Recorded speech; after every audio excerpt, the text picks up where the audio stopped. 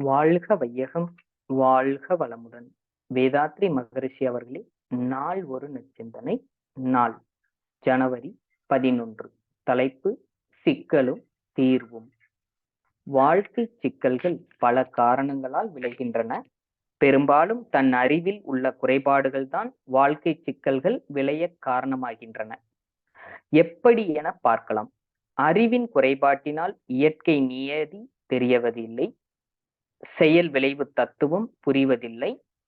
தவறு செய்தால் இன்றோ நாளையோ அறிவிற்கோ உடலுக்கோ துன்பம் விளையும் என்பது தெரிவதில்லை.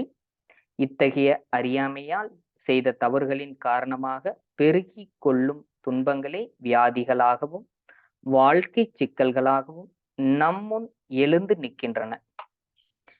அறிவின் குறைபாட்டால் சமுதாய ஒழுங்கமைப்பு விதிகள் புரிவதில்லை.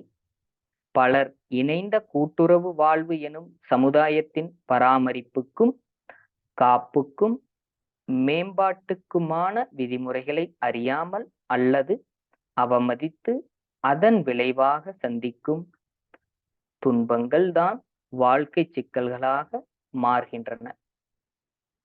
பிறப்புக்கும் இறப்புக்கும் இடையில் உருளும் வாழ்வு எனும் காலகட்டத்தை கடந்து கொண்டிருக்கும் நான் யார் என்று தெரிவதில்லை.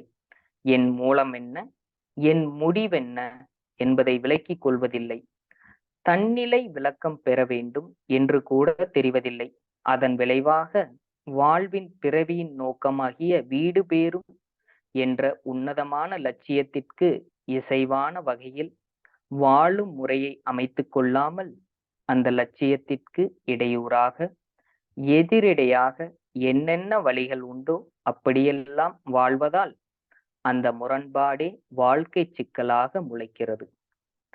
தன்னிலை விளக்கம் பெற்று லட்சிய வாழ்வு வாழ்வோம். இவ்வாறு லட்சிய வாழ்வை அறிய வாருங்கள் அறிவில் உள்ள அறிவு திருக்கோயில்கள் மற்றும் மனவளக்கலை மன்றங்களுக்கு. வாழ்க வளமுடன்.